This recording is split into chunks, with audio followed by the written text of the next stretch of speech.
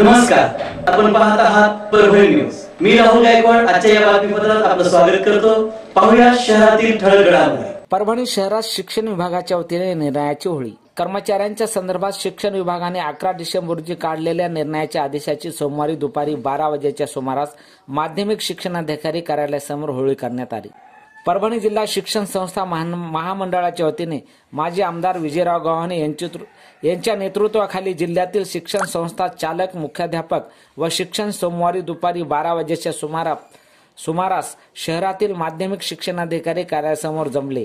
यावेळी त्यांनी शासनाच्या चतुर्थ श्रेणी कर्मचाऱ्यांसाठी लागू करण्यात आलेल्या आकृती बंधाच्या 11 डिसेंबरच्या निर्णयाचा निषेध केला। त्यापुढे अनुदानित शाळांमध्ये शिपाई किंवा चतुर्थ श्रेणीची पदे भरता येणार नाहीत।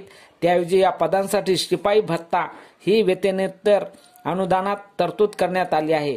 शासनाचा हा निर्णय या पदावर काम करणाऱ्या गरीब व्यक्तीवर अन्याय करणारा आहे। त्यामुळे या निर्णयाचा महाराष्ट्र राज्य शिक्षण संस्था चालक महामंडळ, मुख्याध्यापक संघ, विविध शिक्षण संस्था, पालक संघ आदींच्या वतीने तीव्र विरोध करण्यात येत आहे।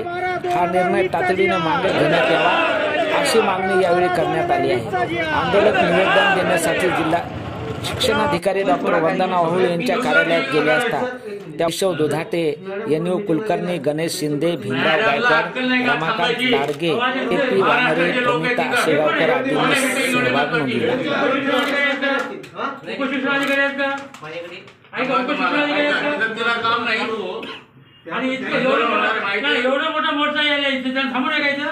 आधी इन्फॉर्मेशन दिलेलं आहे, तिला माहित नाही का?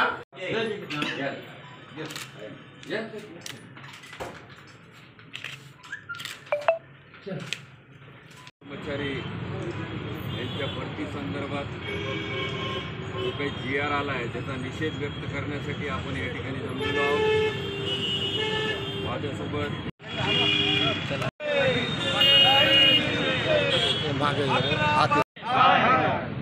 रद्द करा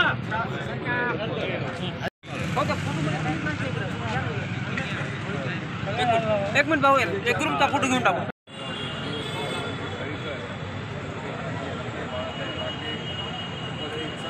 कर्मचारी भरती शासन निर्णय 11 डिसेंबरचा, ज्याच्यामध्ये चतुर्थ कर्मचारी याच्या सर्व पदं रद्द केली।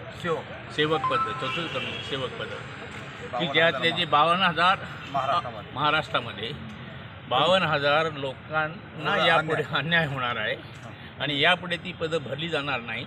त्यापैकी 27,000 पद ही मागासवर्गीय अनुसूचित आहे। म्हणून डॉक्टर बाबासाहेब आंबेडकरांच्या विचारावर हा वर्षागाळा घातलेला घाला आहे। म्हणून यासाठी सेवक चालला म्हणून शिक्षण संस्था चालक आणि शिक्षक आणि कर्मचारी आम्ही सर्वजण आज त्याच्या भोवती त्याच्या संरक्षण देण्याकरता आज उभे राहिलेलो आहोत। आणि सरकार असंच अन्याय करत असेल, अरे करायचं असेल तर करून टाका एकदा मराठी शाळा बंद, असे पायतोड लचकेतोड शिक्षणाला महाराष्ट्रात अपंग करण्याचा धंदा बंद करा, हा खरा संदेश या निमित्ताने आम्हाला द्यायचा। पूर्वसूचना देऊनही शिक्षणाधिकारी उपस्थित राहिले नाही, काय प्रतिक्रिया? पूर्वसूचना देऊनही शिक्षण अधिकारी उपस्थित राहत नाही, ह्या बहुतांशी उपस्थितच राहत नाही। म्हणून या परभणीतल्या सुद्धा शिक्षण व्यवस्थेचे समाजातले अनेक प्रश्न गंभीर झाले, म्हणून त्यांच्या खुर्चीला आम्ही दिले। कारण आम्ही वाहूक आमच्याकरता नाही, शिक्षण अधिकारी आमच्याकरता, म्हणून ही खुर्ची ही त्यांचं रिप्रेझेंटेशन करते, म्हणून तिथं आम्ही निवेदन देऊन जात आहे। पण महाराष्ट्राची सगळी शिक्षण व्यवस्था अशीच अपंग झाली आहे। मुंबईमध्ये बॉबकटवाली वंदना कृष्ण बसलेली आहे, तिनं सगळं शिक्षणाचं बॉबकट सुरू केलं आहे। महाराष्ट्रामध्ये सगळं शिक्षण अपंग करायचं सुरू केलेलं आहे आणि म्हणून हे महाराष्ट्राच्या संस्कृतीला शिक्षण खात्याचा सचिव हा महाराष्ट्राच्या मातीतला मोळीतलाच पाहिजे, बॉबकटीचा चालत नाही, तो शिक्षणाचं वाटोळं करतो। म्हणून त्यामुळेच असे GR निघतात आहे, ज्यांना महाराष्ट्राच्या शिक्षणाच्या महात्मा फुले, बाबासाहेब आंबेडकर, शाहू महाराजांच्या चळवळीचं काही महत्त्व माहीत नाही। हे इकडून तिकडून आलेले IAS अधिकारी हे सगळं महाराष्ट्राचं शिक्षण बर्बाद करायला निघालं आहे। म्हणून शिक्षण बचाव या भूमिकेतून शिक्षणाची अनावस्था आम्ही होऊ देणार नाही आणि सर्वांनी एकत्रित संघटितून ही लढाई लढायची ठरवली आहे। करू आणि उद्या मी मुंबईत जात आहे आणि उद्या मुंबईमध्ये विधानसभेमध्ये याचा निश्चित आवाज होईल, निषेध होईल, स्थगन प्रस्ताव येईल आणि विधानसभा बंद पडेल. या पद्धतीचं आंदोलन उद्या झाल्याशिवाय राहणार नाही याची मला खात्री आहे आणि महाराष्ट्रभर एक मोठं आंदोलन या निमित्ताने उभं आहे. कालचा जो शासन निर्णय आलेला आहे तो अत्यंत अन्यायकारक असा शासन निर्णय आहे आणि त्याच्या विरोधात आज आम्ही सर्व शिक्षण संस्था चालक मंडळाचे पदाधिकारी, आमचे राज्याचे चिटणीस गव्हाणे साहेब, उपस्थित सर्व ह्या ठिकाणचे आमचे स्थानिक पदाधिकारी, सर्व विविध मुख्याध्यापक संघटना, शिक्षक संघटना. कारण ह्याच्यात असं आहे की हा फक्त सेवक भरतीचा कायदा किंवा शासन निर्णय नाही आहे, पूर्ण सार्वत्रिक शिक्षकांचंच खच्चीकरण होत आहे.